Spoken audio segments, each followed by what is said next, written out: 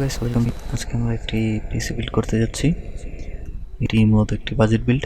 আজকের বিল্ডে আমরা যে মাদারবোর্ডটি ব্যবহার করতে যাচ্ছি সেটি হচ্ছে ইসোনিকের G41 মাদারবোর্ডটি। তো চলুন সময় নষ্ট না করে মাদারবোর্ডটি আনবক্সিং করা যাক। আমি এখানে কোনো মাদারবোর্ড বা কোনো পাসের দাম উল্লেখ করে দিচ্ছি না, কারণ প্রাইসটা সবসময় ওঠানামা করে। সো মাদারবোর্ডটি খুললে আপনারা প্রথমে যেটা দেখতে হচ্ছে ডিভিডি ড্রাইভার। মাদারবোর্ডের বিভিন্ন ড্রাইভার আপলোড দিতে কাজে লাগে। তারপর আমরা যেটা দেখতে পাচ্ছি সেটা হচ্ছে ইউজার ম্যানুয়াল, মাদারবোর্ড কী করে সেট আপ করতে হবে বা এর বিস্তারিত সব কিছু এখানে দেওয়া থাকে। তারপর আমরা দেখতে পাচ্ছি এর সাথে থাকছে মাদারবোর্ডটি এবং ট্যাগ শিল্ড এবং সাটা কেবল। এই মাদারবোর্ডটি হচ্ছে মূলত ডুয়াল কোর একটি মাদারবোর্ড। আমরা এই মাদারবোর্ডে DDR3 RAM ইউজ করতে পারবো।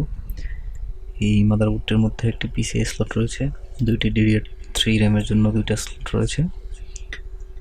আর সাইডে আমরা পেয়ে যাচ্ছি 3.5mm অডিও পোর্ট, তার পাশে আমরা পাচ্ছি ল্যান পোর্ট এবং VGA পোর্ট।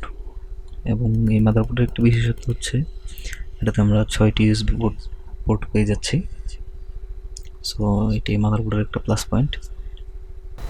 এবার চলুন আমরা দেখে নিই আমাদের এই বিল্ডে বাকি কী কম্পোনেন্ট ইউজ করা হয়েছে।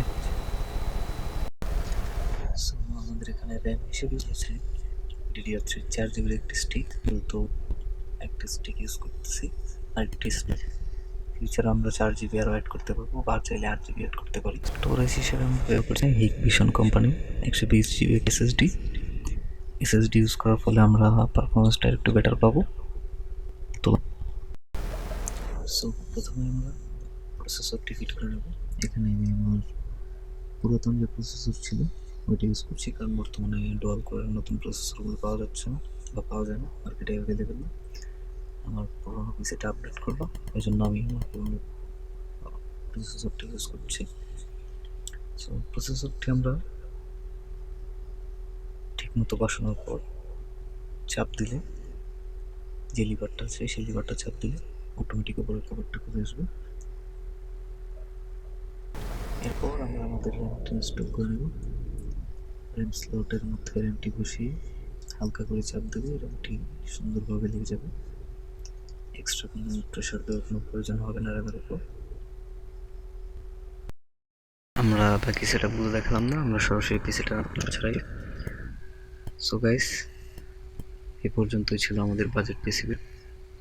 ধন্যবাদ এতক্ষণ দেখার জন্য।